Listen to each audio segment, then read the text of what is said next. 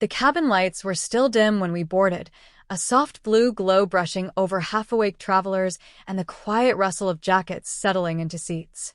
My son's fingers were wrapped around mine, small and cold, like he'd left part of himself back at the gate. We hadn't even taxied yet when he froze. 3 rows ahead, near the window, a man leaned toward the glass as if hiding from the aisle, from the world, from us. And in the hush before the engine started, my son whispered the words that cracked something old inside me. "Mom, that's Dad." I tried to breathe like the other passengers, slow, bored, accustomed to early morning flights. But my chest wouldn't settle.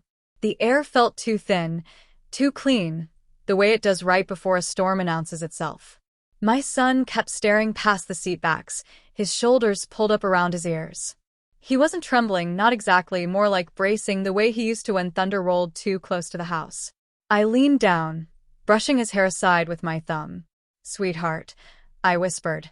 "You know grief makes people look like other people." I said it gently, the way I always did when talking about his father. Soft edges, careful corners.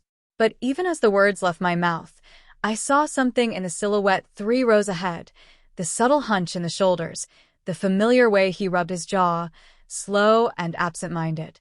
A habit I had once teased him for. A habit I'd watched through hospital windows, when the pain tightened everything in him. The flight attendants moved easily down the aisle, their faces smooth and calm, unaware of the way the air around us had thickened. Seatbelts clicked, overhead bins thumped shut, someone sneezed. Mundane sounds, all of them.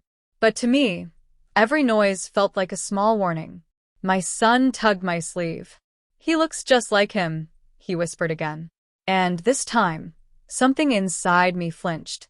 The plane eased back from the gate, engines growling with a low, steady hum. The overhead vents sent a thin stream of cold air drifting down, brushing the top of my son's head. The man in 14A didn't move, didn't shift. He kept his head angled toward the window, hand pressed lightly against the glass, as though feeling the outside air through it. I watched him through the slit between the seats, trying to be discreet, trying not to feed whatever hope had momentarily flashed through me. His hair was the same shade, that soft brown that always looked sun-touched, even in winter. His shoulders had the same slight forward curve, like he'd forgotten to stand tall. My breath trembled. It embarrassed me. 5 years should have been enough time to stop seeing ghosts in airports. The plane lurched softly as we began taxiing. My son pressed closer to me, his cheek brushing my arm. "Mom," he whispered. "Why won't he look at us?" I swallowed. "He can't hear you from here." But that wasn't the answer he wanted. And it wasn't the one that kept my own thoughts spinning. I tried to keep my gaze down, watching my hands instead. The faint indentation, where my ring used to be, the slight tremble in my fingers. But my eyes drifted back up, inevitably, drawn to that familiar jawline. I wondered if the mind could invent such accuracy. I wondered if grief could sculpt a stranger into someone we once loved. Or if it was something else entirely. When the plane lifted from the runway, the cabin tilted just enough for the light outside to slide across the man's cheek. A thin line of silver morning made his profile clearer, the slope of the nose, the small crease near his mouth. And for one impossible second, I felt my heart rise into my throat. It was him. Every detail matched. Every line. Every quiet habit of posture. But it couldn't be. I had stood beside his hospital bed, held his hand as the monitors flatlined. I had pressed my forehead to his still chest, whispering things too broken to repeat. Death doesn't get reversed by airline boarding groups. Still, the resemblance was so strong it tightened every muscle in my back. My son sensed the shift in me. His voice grew smaller. "Mom, do you think he remembers us?" The question landed like a stone. I looked again at the man. His shoulders were too still, his breathing too measured. No hint of recognition, no searching glance backward. But there was something strange about the way he held himself. Not relaxed, not restless. Almost protective. As though he was guarding something inside himself. Or hiding from something behind him. The seatbelt sign chimed overhead. The cabin dimmed again. The man never turned. Not once. And a quiet thought drifted through me.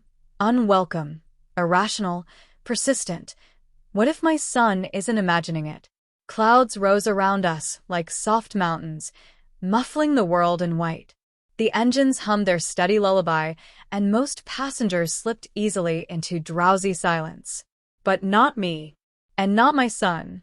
We sat there suspended between sky and earth, watching the back of a man who should not exist. I saw his hand lift once more, brushing his jaw, that familiar, gentle motion. My son's breath caught. The man didn't look back, not even a flicker. And somewhere high above the world we used to share with him, I felt a new kind of fear settle into me, quiet, cold, patient. Because if the dead stay dead, then what exactly were we staring at in seat 14A? The seatbelt light had just blinked off when the silence settled, one of those quiets that doesn't belong on a plane full of strangers.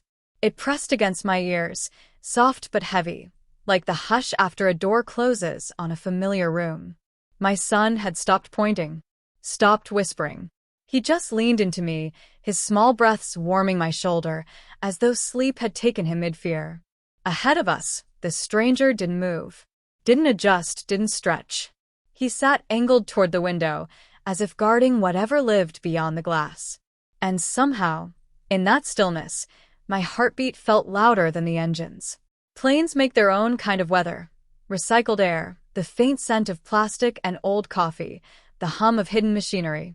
Most people sink into it, let it cradle them until landing. But that day, it felt like every sound carried a shadow. Row 12. 3 seats from the window. 2 from the man my son insisted was his father. I kept reminding myself of the simple truth. My husband had been gone for 3 years. Gone in every way that mattered. No amount of grief, or longing, or unfinished conversations could turn a stranger into the man I once loved. Still, sometimes grief comes back wearing the face of coincidence.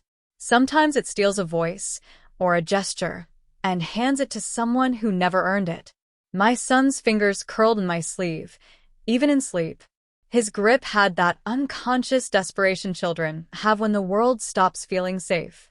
I brushed a piece of hair away from his eyes, hoping that touch alone might steady both of us. Ahead of me, the stranger exhaled slowly, deliberately, almost like he was remembering how. And the oddest thing, no one else seemed to notice how still he was. How intentional his quiet felt. Like he wasn't just looking out the window, but waiting for something out there to recognize him.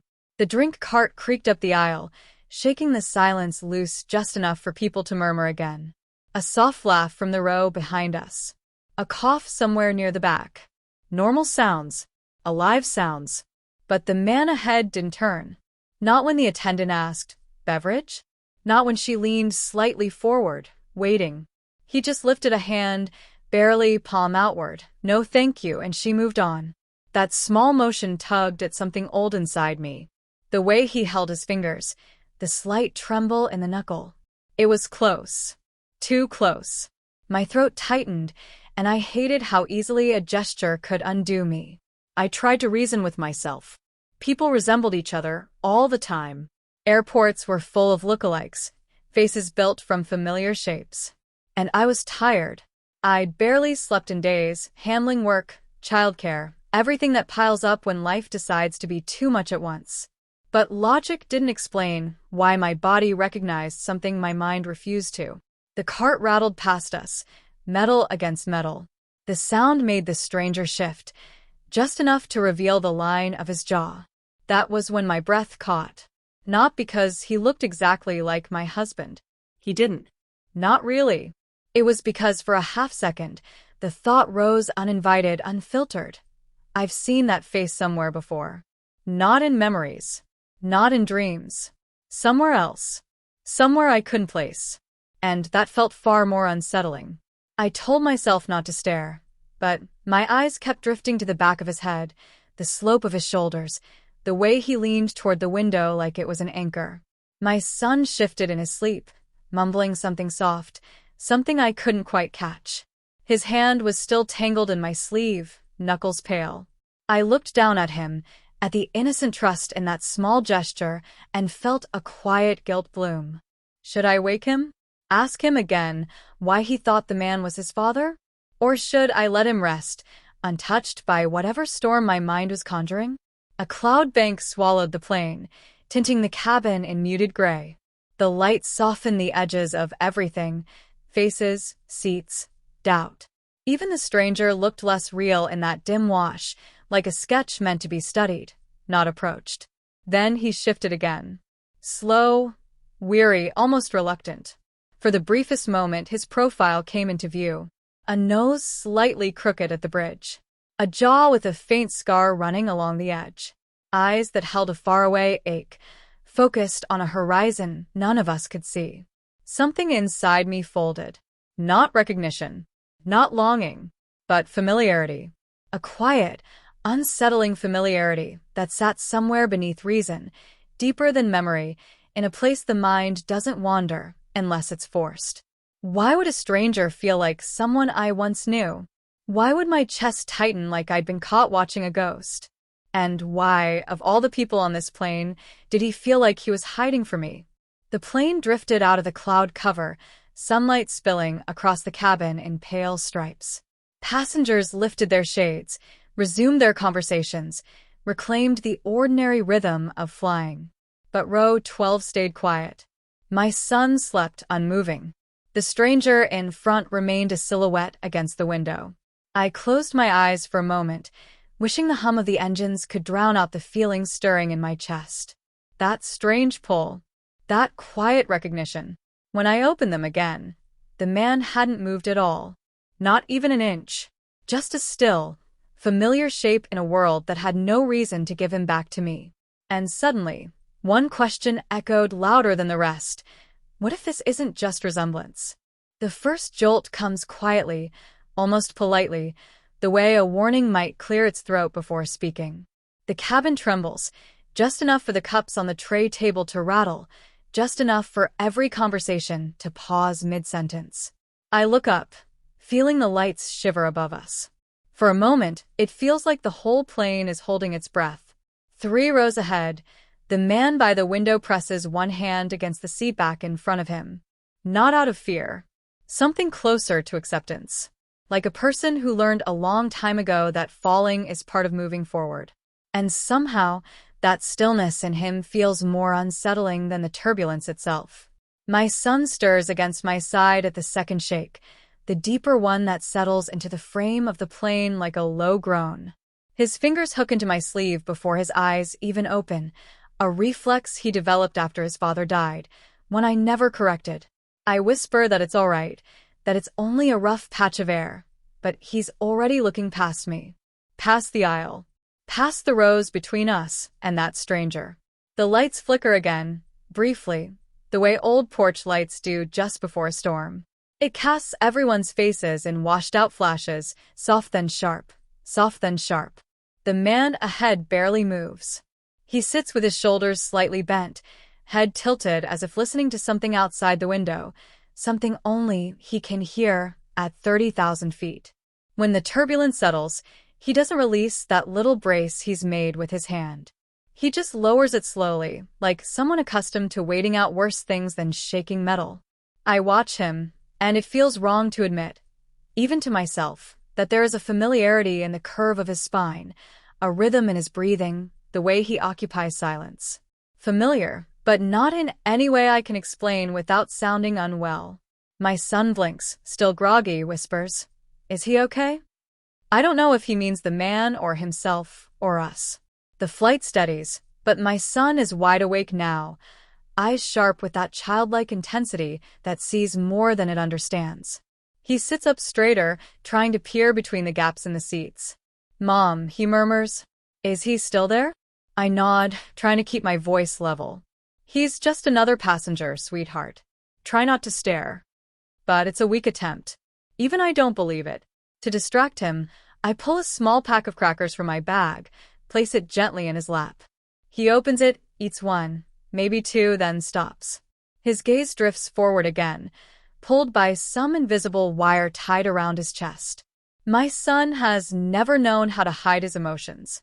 Hope and confusion flicker across his face like those unreliable cabin lights. He shifts, leans a little into the aisle, then pulls back as if afraid of what he might see if he gets a better view. I want to tell him to let it go. That resemblance is not reality. That grief loves to mimic the shape of what we've lost. But the words get stuck somewhere behind my ribs, heavy and unfinished.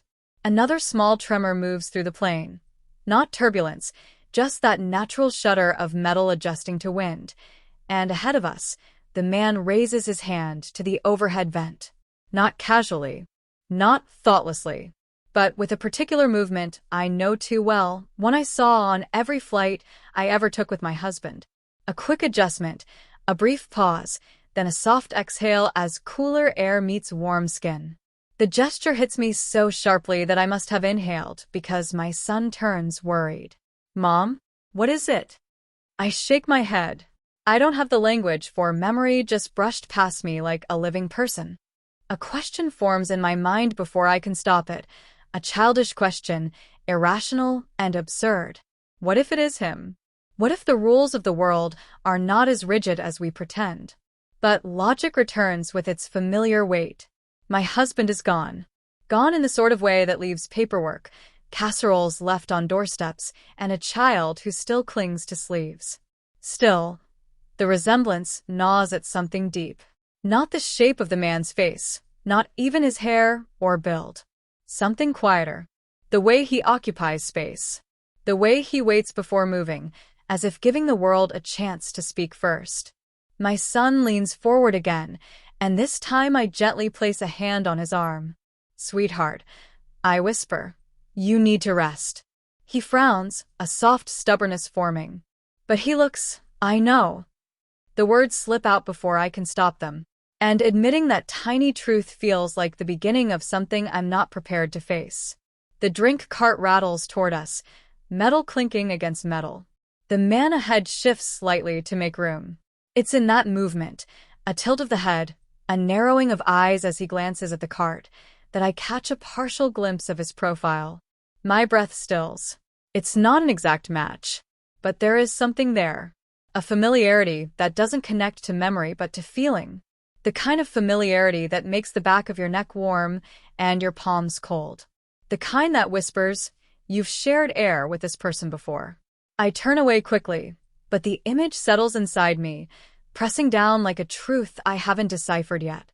The flight attendants pass by, their voices soft, almost blurred by the steady hum of engines. My son finally relaxes against me, though not fully, his hand still anchored to my sleeve like a question he's afraid to ask aloud. I look past him, toward the man 3 rows ahead. He hasn't looked back once. Not even during the shaking. Not even when my son whispered his confusion into the stale cabin air. He sits there, staring out at the clouds as though they're telling him something private. I try to convince myself it's coincidence. Just a stranger. Just a gesture. Just my mind misfiring on old memories. But somewhere inside, in a place I don't visit often, another voice rises, softer, but steadier than the rest. How many coincidences does it take before they stop feeling accidental? And as the plane sails through a corridor of pale light, I realize I'm not sure I want the answer. The photo rests in my son's small hands like something fragile, something the air itself shouldn't touch. The cabin lights dim to that soft, amber glow airplanes use when they want people to forget how high they are. Outside, clouds drift by in slow, pale layers, brushing against the window like ghosts tracing old paths. My son nudges me, his fingers trembling just enough for me to notice. Look, Mama, he whispers, as if the picture might hear him. And before I even raise my eyes, I feel it, that quiet shift in the air, the one that makes old grief sit up and listen. The photo is familiar in the way worn things are, corners bent, colors fading, a crease right across my husband's smile. It was taken on our last family trip, a moment I didn't know would become a relic. He had been tired that day. I remember it now. The way he kept rubbing his temple, trying to fight off a headache he never mentioned again. I trace the picture with my thumb, though the plastic sleeve dulls the touch. My son watches me carefully, as if waiting for me to react in a very specific way. Children sense the smallest tremors. They always have. He looks like him, he murmurs, leaning close, breath warm on my arm. You see it now, right? The plane hums beneath us, a steady vibration that feels like a heartbeat too large to belong to any single body. People around us settle into movies or naps or idle conversations. A row of strangers drifting together toward a destination only half of us care about. I finally let myself glance forward, over the seats and the armrests and the quiet bodies. The man is still there, unmoving, posture straight, shoulders heavy, as if he's been holding himself up for too many miles. The light hits the side of his face. Just right, just enough. And the scar comes into view. It's small, barely the length of a thumbnail, but I know it instantly. The faint diagonal mark just near the temple. The one my husband got when he slipped on the river rocks during that camping trip, years before our son was born. A moment we had laughed about at the time, though he bled more than he admitted. The same shape, the same angle, on a stranger sitting 3 rows ahead. My breath catches, not sharply, but in that slow, sinking way you feel right before you hear bad news. My son sees it happen. He grips my wrist gently, like he's afraid I might float away. "Mama," he whispers. He doesn't finish the thought. He doesn't have to.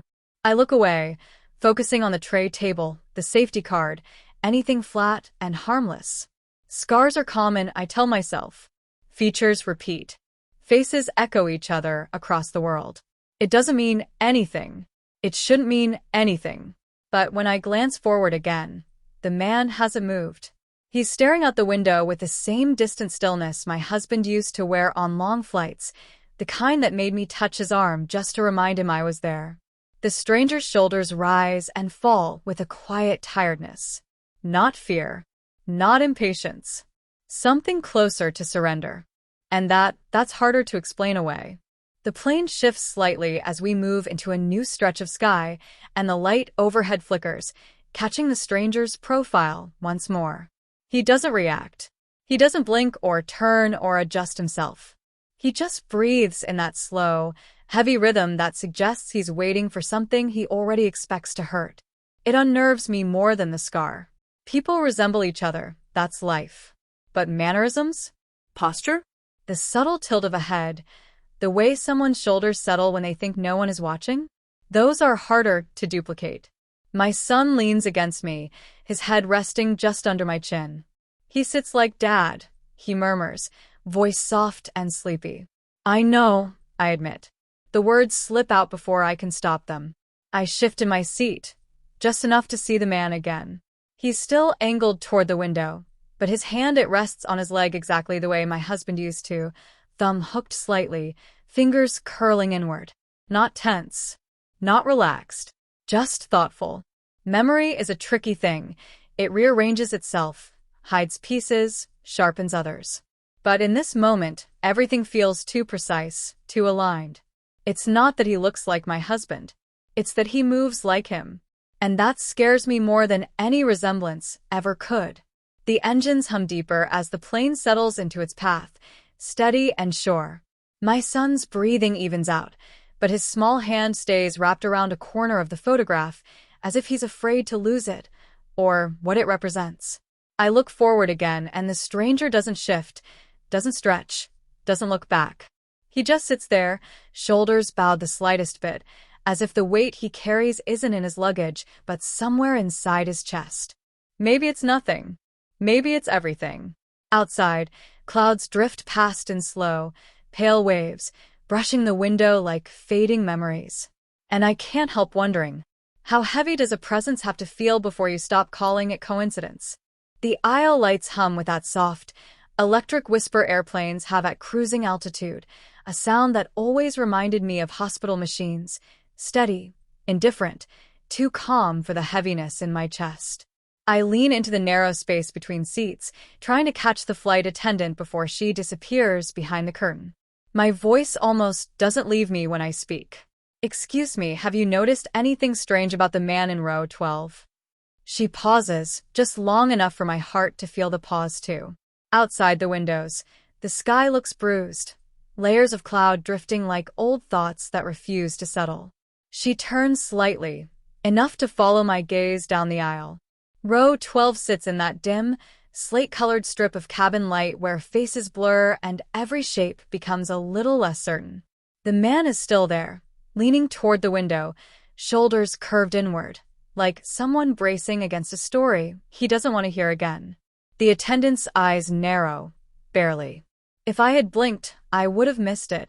A tightening at the brow, a small shift in how she holds herself. He boarded early, she says, voice lower than before. Didn't speak. A simple sentence, but something in her tone carries weight, an extra layer, like she's offering more truth than her training allows. Then she gives me a gentle, practiced smile, the kind that means I can't say anything else. And she moves on. I stand there for a moment, fingers gripping the headrest of my seat, feeling the vibration of engines through the metal frame. The air tastes dry, metallic. My pulse taps against the inside of my wrist like a reminder I can't ignore. When I sit back down, my son is staring at me. His small hand tugs at mine, grounding me in a way I didn't know I needed. "Mom," he whispers, "why isn't he eating? Or drinking? Or moving?" His voice shakes just enough to make something inside me fold. I open my mouth, but nothing comes out. For a while, we sit in that heavy quiet that only airplanes can create, a hush built from recycled air and strangers' breaths and the steady promise of nowhere to run. My son keeps his gaze fixed on the man in row 12, eyes narrowed with the kind of curiosity that only comes from fear. The drink cart rattles forward. Cups clink softly. A child behind us kicks the seat rhythmically. The world is loud everywhere except inside the man we're watching. When the flight attendant reaches him, she hesitates. Just for a beat. "Sir," she asks gently. He doesn't turn. She leans in closer. "Sir, would you like something to drink?" Nothing. Not a nod. Not a wave.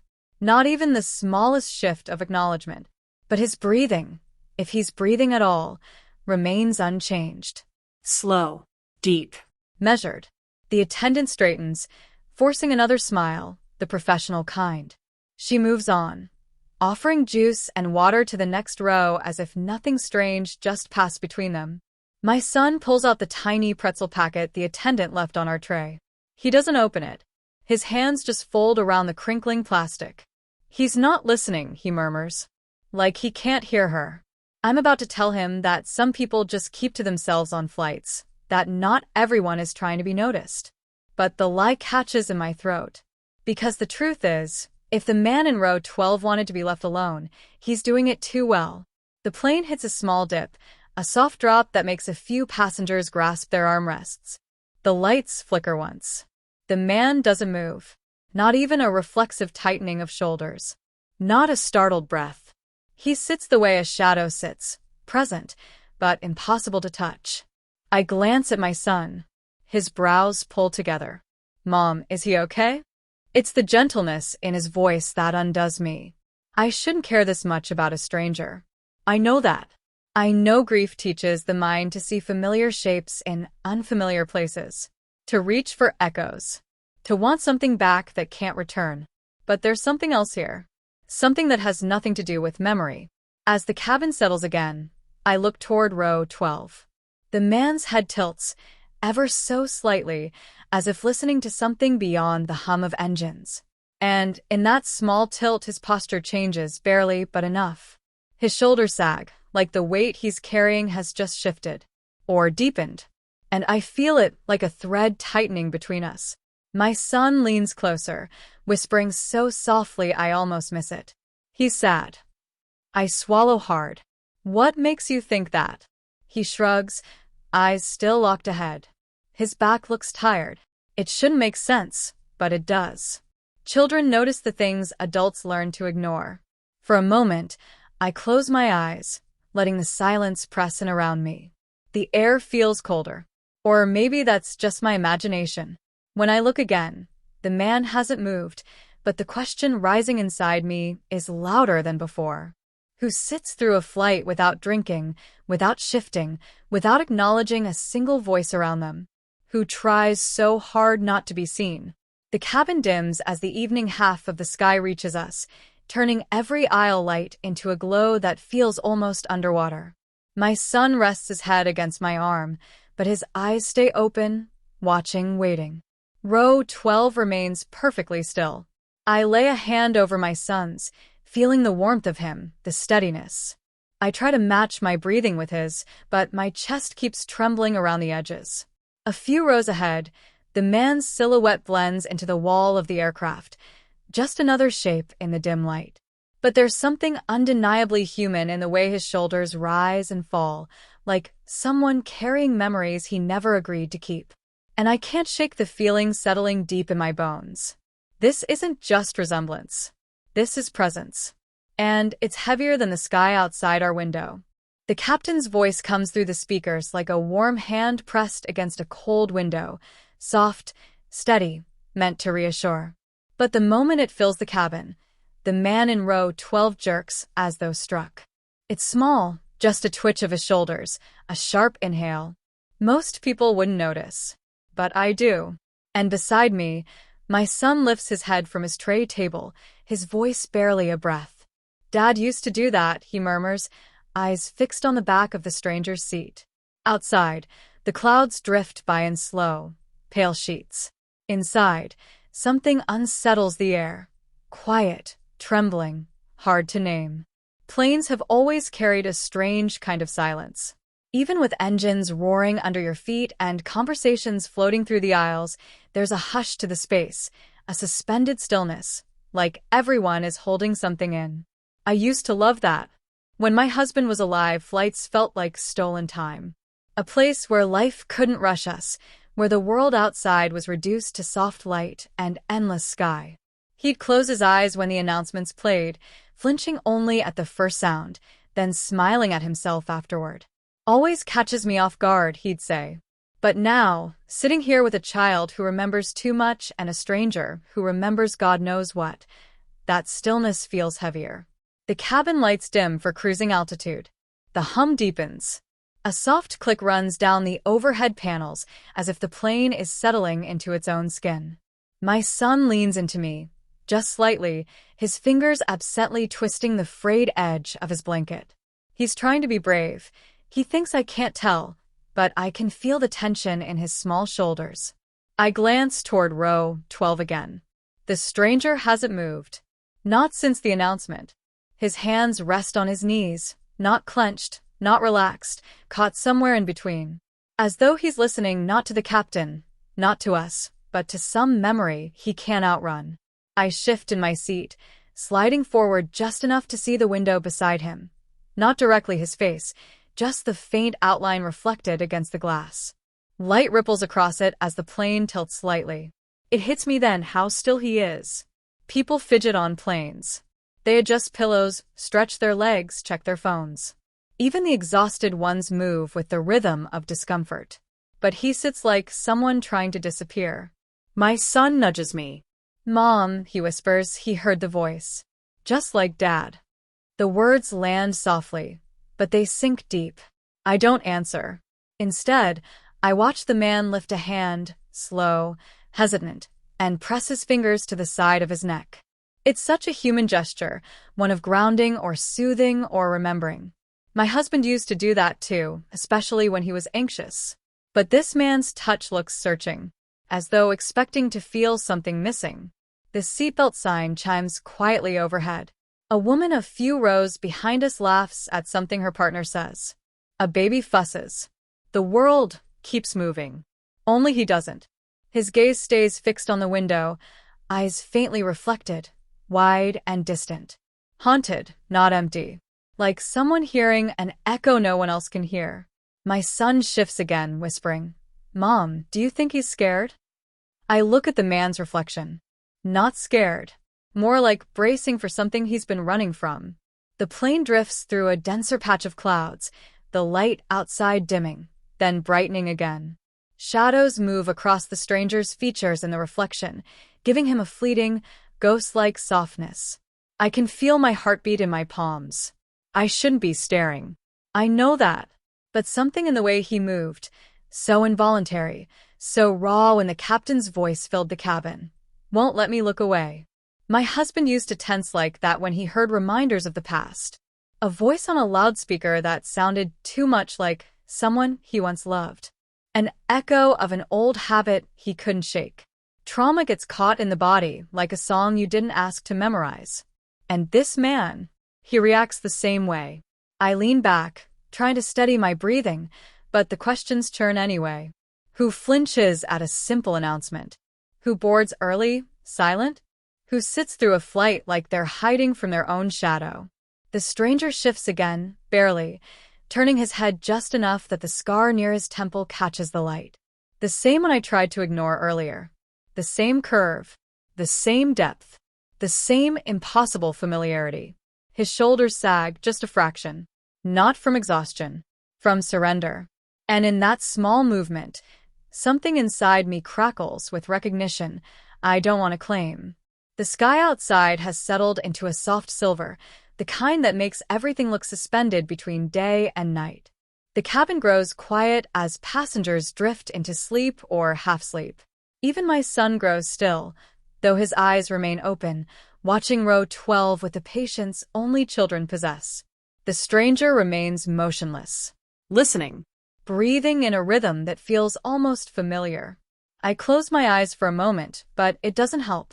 I still see the flinch, the scar, the haunted gaze searching the clouds for something lost long before this flight. When I open them again, his reflection is waiting in the glass, dim, blurred, yet unmistakably human. And I can't stop wondering, what past could reach across years to cross death and still echo so loudly in a stranger's bones? The cabin windows turn the sky into long sheets of pale gold, the kind that makes everything look softer than it really is. We were sinking through the last stretch of clouds, the plane humming beneath our feet like a tired animal. And that was when I noticed it, the way the man in row 12 began to tremble. Not the kind of shaking you see with fear. Not the kind that comes with cold. It was quieter than that. More contained. As if every part of him was trying to keep from breaking open under the weight of something only he could feel. I watched his shoulders rise and fall, uneven, like he was remembering how to breathe. Descent always made me uneasy. Something about the shift in pressure, the dipping sensation in the ribs, it reminded me too much of moments in life where the ground gives way before you even know you're falling. My son sat pressed against my side, small legs swinging, his gaze fixed on the man like he could sense that same unsteadiness. We were flying toward my parents' house, toward a weekend of old routines and familiar rooms that still held the echo of my husband's laugh. I told myself the trip would be good for both of us. A reset, a chance to breathe in a different kind of air. But this man, this still, trembling man, he had changed the quiet of the flight, shifted it. His back was rigid, his head bowed slightly forward as though bracing against something no one else could see. Even the light around him seemed heavier, more serious. My son noticed before I did.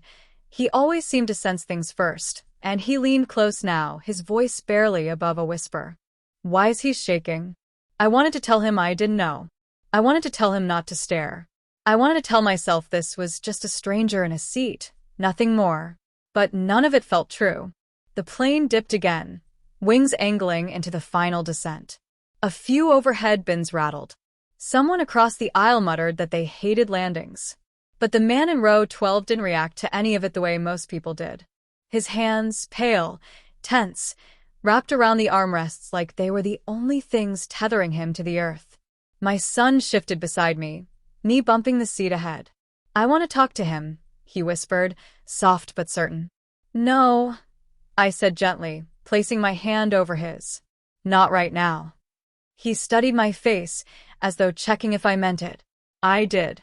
And yet, something inside me ached with the same curiosity he carried. Not to confront. Not even to question. Just to understand. The clouds outside the window glowed with a deepening amber, shadows lengthening across the seats, stretching like memories just out of reach. I watched the man lift a hand to his face, a quick, trembling gesture, wiping at the corner of his eye. It wasn't dramatic. It wasn't even noticeable unless you were looking for it. And I was. without meaning to, without wanting to. There was grief in that movement. A kind I recognized. A kind that lives in the quiet parts of you, long after everyone else thinks you've healed. The plane tilted slightly, nose inching downward, and a soft chime echoed through the cabin. Seat belts clicked. A few passengers straightened their jackets. Somewhere in the back, a baby began to fuss. Row 12 didn't move. The man's knuckles were white now, gripping the armrest so hard I wondered if he even felt the pressure.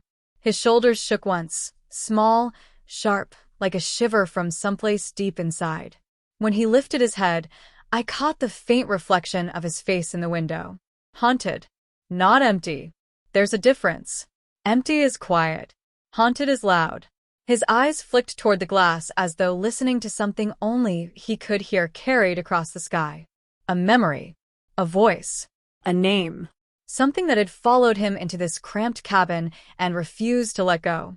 My son watched him too, his small brow furrowed, the way children look when they're trying to understand the shape of someone else's sadness. "Do you think he's sad?" he asked. I swallowed. The truth pressed against my chest like a weight I didn't expect. "I think," I said slowly, "that everyone carries something." My gaze drifted back to the trembling man, his breath uneven, his fingers digging into the plastic armrest. But some people carry more than they can hold. The wheels brushed the runway with a soft jolt, and the cabin filled with the familiar rise of engine reverse and murmured relief. But the man didn't relax. Not even a little. If anything, he seemed to fold inward, as though bracing not for the landing, but for whatever waited once the plane stopped. The light outside turned gentler, fading into the muted gray of evening. My son leaned against me, quiet now, watching the back of the man's trembling shoulders. I didn't know his story, didn't know his name, didn't know what ghost sat with him in row 12. But as the plane slowed, I felt the strange certainty that whatever haunted him wasn't finished. And neither was our part in it. The moment the wheels touched the runway, the whole plane seems to exhale. Seatbelts clatter open, overhead bins thump, and the soft rustle of people reclaiming their lives fills the cabin. But row 12 doesn't move. It sits in a kind of suspended stillness, like a photograph caught between frames. My son straightens beside me, small hands gripping the armrests, eyes wide and unblinking. And as sunlight bleeds in through the windows, warm and ordinary, I feel something colder settle in my chest. Some truths don't wait for you to be ready. They simply stand up. There's a moment after landing, before the doors open, before anyone is released into the world again, where everything feels held in place. I've always found comfort in that pause. A cabin full of strangers sharing the same breath, the same temporary belonging. Usually it feels grounding. Today, it feels like the longest moment of my life. My son sits forward, his legs not quite reaching the floor, sneakers dangling in the stale, recycled air. His gaze never leaves the man in row 12. Not even when I brush a hand over his hair, hoping to draw him back into the safety of us. All around, people talk about vacations and dinner reservations, about weather and work deadlines. Laughter trickles through the aisle, light and unbothered. If you closed your eyes, you'd think this was any other flight ending on any other quiet afternoon. But I can't close mine. Not with that man still sitting there, still turned slightly toward the window, still refusing to meet the world or the people in it. I tell myself once we're standing, once we're out in the open, the strangeness will dissolve. Faces always look different in daylight. Memories shift under new angles. But the closer we get to leaving, the heavier my doubt becomes, settling low in my stomach like a stone I've been trying not to acknowledge. The seatbelt light dings off. Rows ahead of us spring to life, people leaning, reaching, stepping into the aisle with practiced choreography. But row 12 remains perfectly still. My son leans toward me, whispering, "Mom, he's not moving." There's hope in his voice, and fear tangled right beside it. I swallow carefully. It's difficult to breathe when your heart keeps trying to climb into your throat. "I'm sure he will," I say softly, though I'm not sure of anything anymore. The flight attendant walks by, offering her usual landing smile. She pauses just slightly, when she glances at the man in row 12. Then she continues on, smile dimmer now, like a candle catching too much wind. People slide past us, pulling luggage with ease, brushing sleeves, merging toward the front. I keep waiting for the spell to break, for the man to shift or stretch, or look up like every other passenger. Instead, he lifts his hand slowly, deliberately, and places it on his seat back, as if preparing to stand. It's such an ordinary movement. And yet, the shape of it, the quiet control of his wrist, the pause before rising, like someone gathering the pieces of themselves first. I feel my breath catch somewhere deep. My son squeezes my knee. Mom. That's how Dad stood up when his back hurt. The air around me thins. I try to steady my voice, but it comes out fragile. Lots of people stand like that. But even I don't believe me. The line begins to move again, inching forward as the cabin door finally swings open, letting in a wash of warm airport air. People file past row 12, and still the man doesn't stand.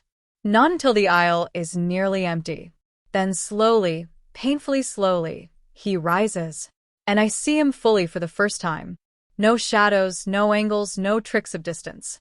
Just a face, worn, tired, strangely familiar in a way that reaches beneath logic. His jawline. His height. The slope of his shoulders, heavy like someone carrying a story they don't know how to tell. But it isn't the resemblance that stops my breath.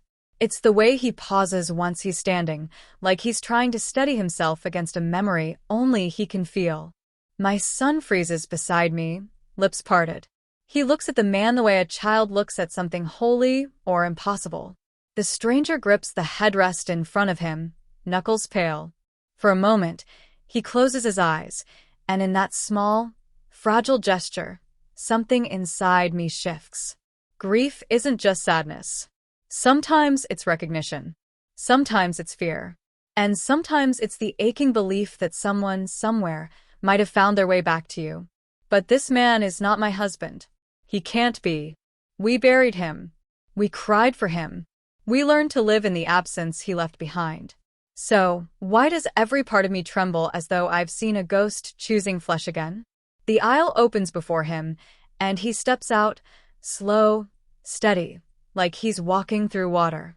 My son clings to my arm, barely breathing. I stand because everyone else is standing, but my legs feel hollow, uncertain. The man reaches the front of the cabin.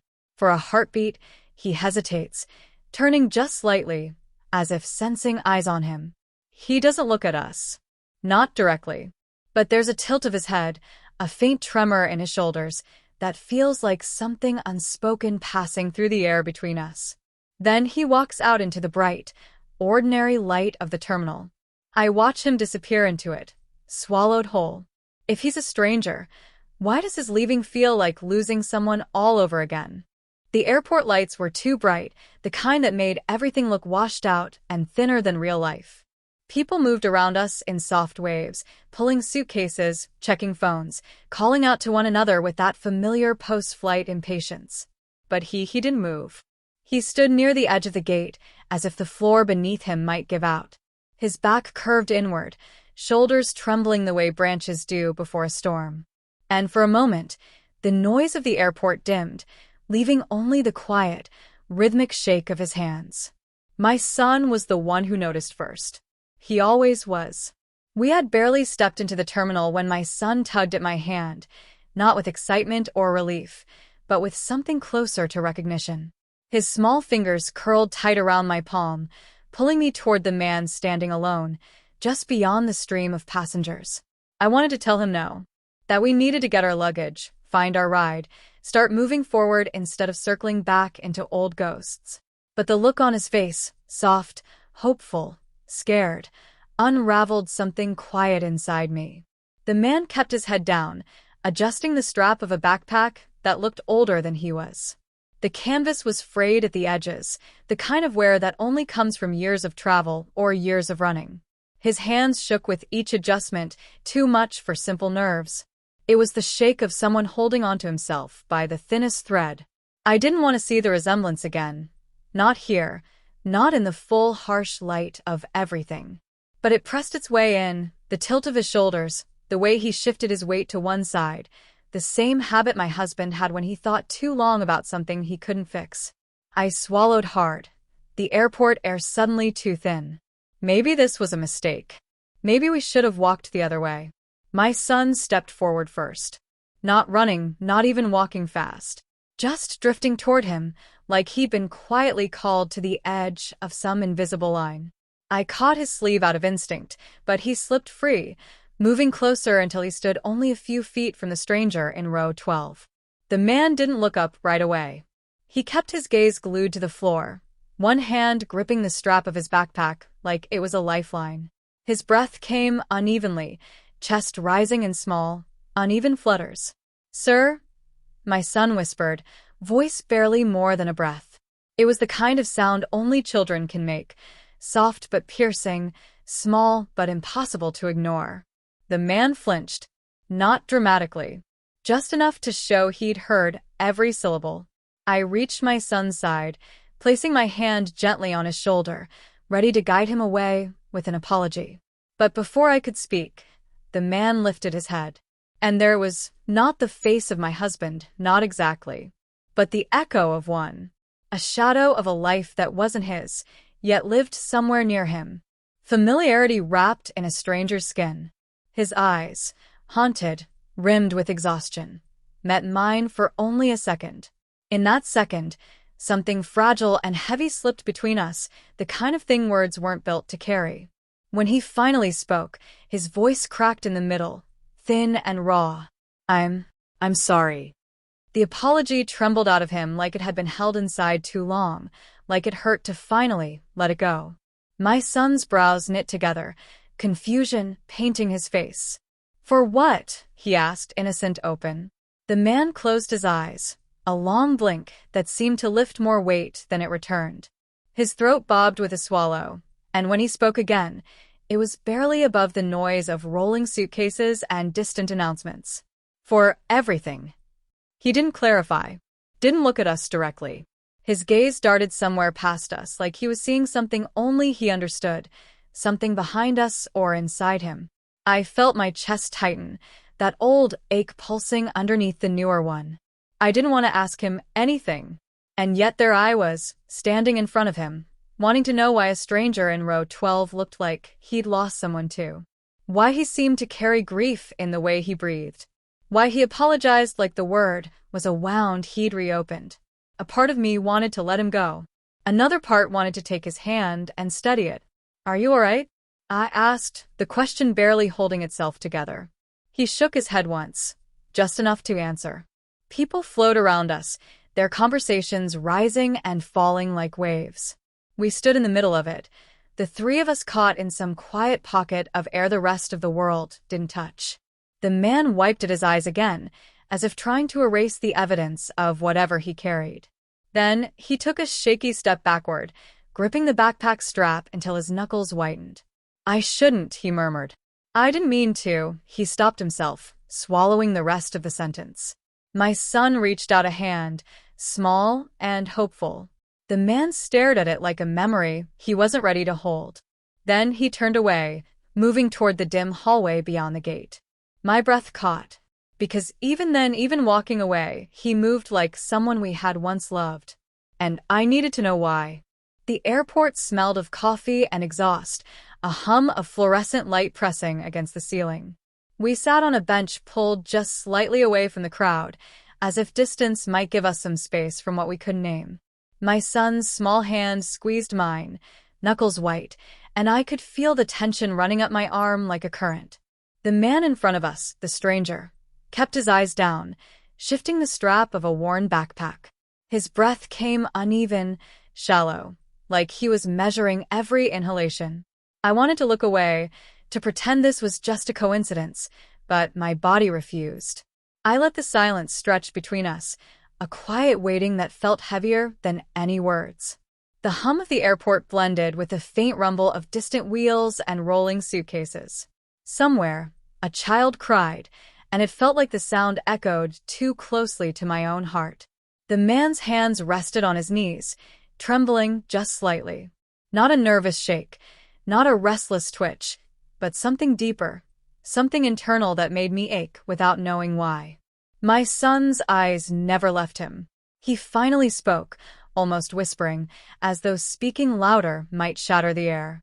I don't know where to start. His voice cracked, fragile as thin ice. I noticed the pause, the way each word seemed to pull from somewhere dark, dragging memories along with them. My son leaned closer, still holding my hand, and said softly, "He looks like someone I knew." My chest tightened. I wanted to hush the boy, to keep reality in the safe boundaries of what we'd lost, but the words had already taken root. The man's gaze lifted just enough to meet mine, fleeting, like a photograph caught in motion. He didn't say my husband's name. He didn't claim to be him. But there was recognition there, and not the casual kind. Something like a ghost brushing against the edges of a room we had thought empty. He began to speak again, this time slower, halting, as though the words themselves were dangerous. He talked of memories that slipped through his fingers, of waking in a hospital room years ago with strangers saying he had survived something no one expected. The fragments he offered were jagged, incomplete, like shards of glass that caught the light only in the corners of a story. I noticed how my son's grip tightened. It hurt, but I didn't tell him. The boy's eyes flicked between us and the man, searching for certainty where there was none. "Do you remember him?" my son asked quietly, his voice trembling. I swallowed. There was no answer, no easy confirmation. The man's eyes softened, darkened, and then went blank again. He spoke of glimpses of a brown-eyed boy, my son, and a woman laughing in sunlight. The words lingered in the space around us, suspended, fragile. I wanted to reach out. I wanted to ask 1,000 questions that might explain everything. But the air felt too charged, too delicate to disturb. Even my breathing seemed loud, like a drumbeat in a cathedral. He leaned back slightly, running one hand over his face, as if trying to wipe away the memory of something too painful to hold. Each movement was measured, precise, like he feared the world might crumble if he let go. He told us about waking from a blankness that stretched for years, about names he couldn't remember, faces that were strangers and family at the same time, about surviving a crash, the details hazy, the aftermath a fog he couldn't navigate. And then, just a flicker, he remembered something intimate. A moment so small and bright, a picnic under sunlight, laughter catching in the wind, a boy with messy hair running ahead. I felt a pang so sharp I nearly gasped. That boy was my son. That laughter had been mine. My son's hand squeezed mine again. I felt it through my bones. The weight of hope and grief twisted together, indistinguishable. I glanced at the man. His shoulders slumped slightly, carrying something invisible, something I had imagined only in dreams. He didn't ask for recognition, didn't demand belief. He just offered fragments, floating like leaves in a breeze. Pieces that could fit together if you allowed them to, pieces that could not. I realized how much of me wanted to believe, how much of me feared the possibility. We sat there in the fluorescent glow, the airport continuing around us in mundane rhythm. People moved, laughed, bumped into one another. Trolleys rattled over the floor. Announcements crackled over the speakers. And yet here, on this bench, the world felt suspended. A moment stretched longer than it should have, a still frame in a film no one else could see.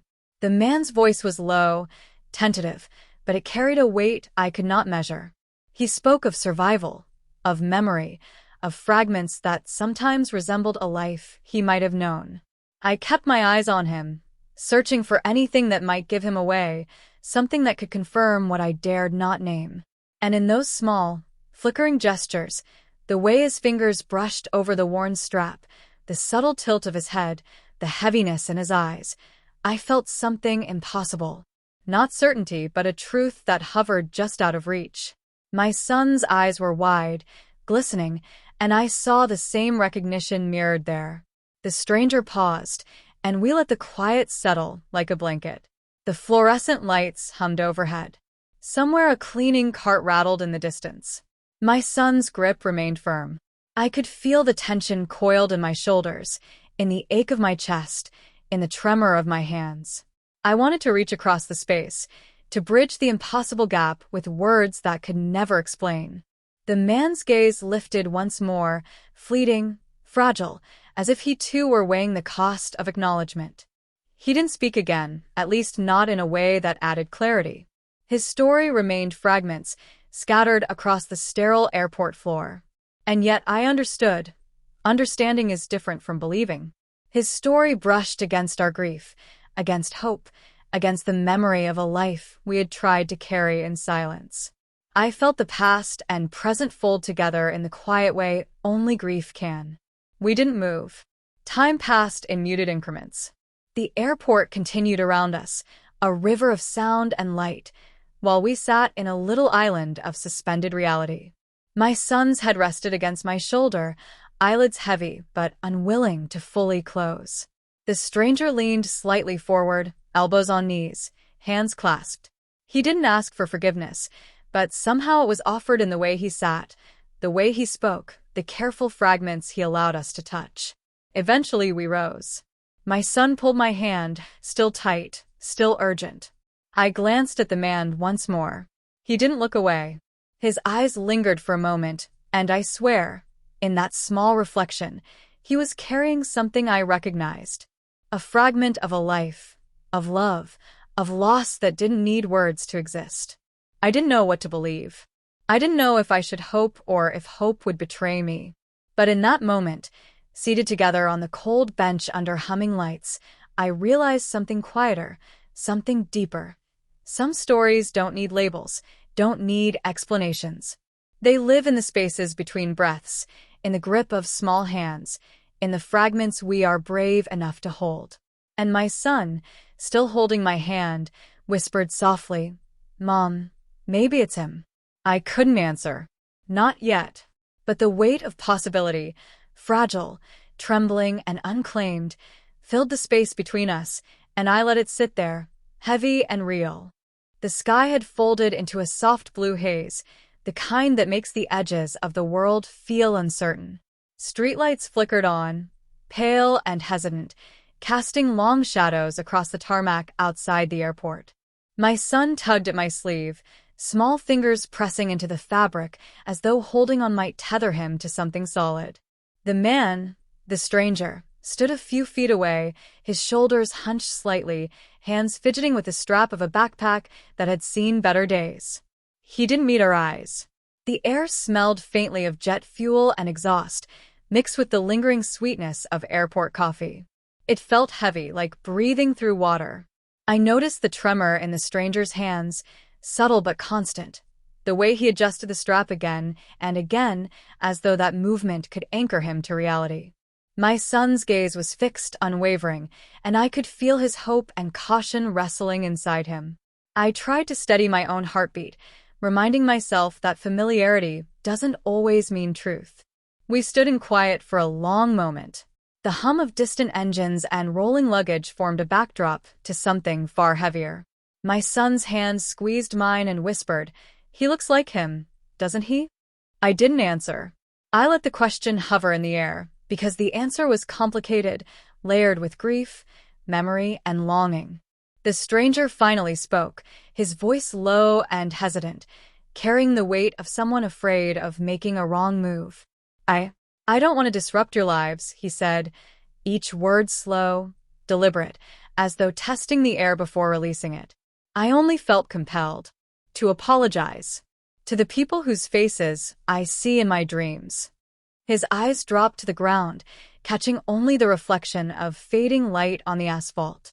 I noticed the way his shoulders slumped with a confession, like the act of speaking had drained a little of the weight he'd been carrying. My son tilted his head, small and serious. "Do you remember my name?" The question hung between us, simple but precise. It was a child's truth, asking for a connection without pretense, without the need for explanation. The stranger froze.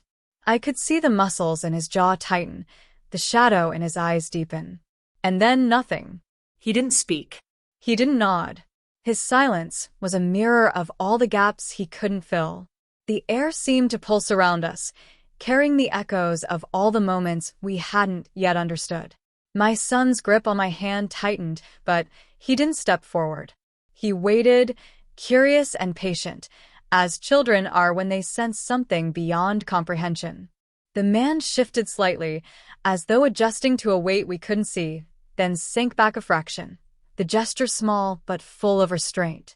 I watched his lips press together, a thin line holding back what he could not say. I realized then that he was not my husband, not the man we had lost, but he was someone walking through fragments of his own past, trying to apologize to faces he had carried with him for years, faces he may never fully understand.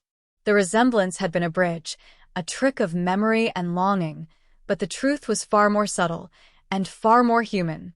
He lifted his gaze slightly, and I caught the shimmer of moisture in his eyes, reflecting the twilight sky. There was no claim, no assertion of identity, only a quiet acknowledgement that he, too, had been searching for pieces of himself, and in seeing us, he had found something fragile to apologize to.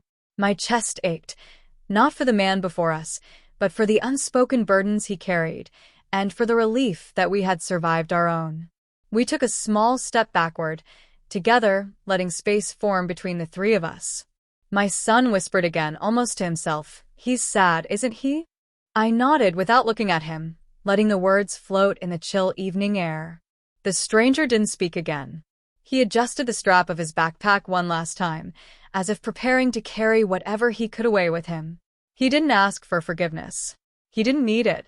The act of standing there, facing us, speaking fragments of apology, was enough. The city beyond the airport lights seemed indifferent. Cars hummed along the street, travelers hurrying past with rolling suitcases, speaking into phones, laughing. And yet here, in this small triangle of space between the terminal doors and the parking lot, time had slowed. We carried our grief lightly but heavily, tethered to the memory of someone we had lost and to the echo of someone we might never fully understand. My son's small hand remained in mine. I could feel his pulse, his heartbeat, and I understood that we were carrying something forward. Not answers, not certainty, but the fragile courage to continue.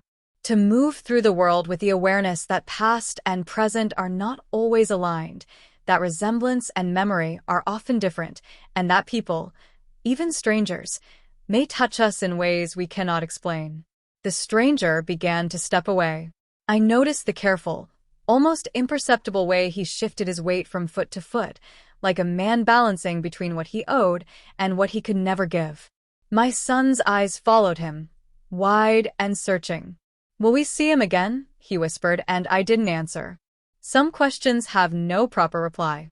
He stopped at the edge of the pavement, glancing back once, briefly, his eyes flickering with something I couldn't name. Regret? Recognition? Loss? Perhaps all three. And then he was gone, swallowed by the shadows of dusk, leaving us with only the memory of his presence and the strange, steady weight of something unresolved. We began walking, slow, careful, leaving behind the space where grief and apology had briefly intersected. The evening light softened the edges of the world, blurring the distinction between past and present. My son leaned into me, still gripping my hand, and I realized that we were carrying something forward. Not closure, not clarity, but a quiet acceptance that life leaves traces in unexpected places. The city hummed around us, indifferent yet present. We moved through the light and shadow, through the gentle evening air, holding onto the small truths we had gathered. That someone could be familiar without being the same, that apology can exist without understanding, and that hope and grief are sometimes inseparable. My heart was heavy, but strangely steadier.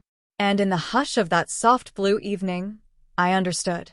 Some encounters don't change the past. They only show us how to move through it hand in hand, step by step, carrying forward what we can.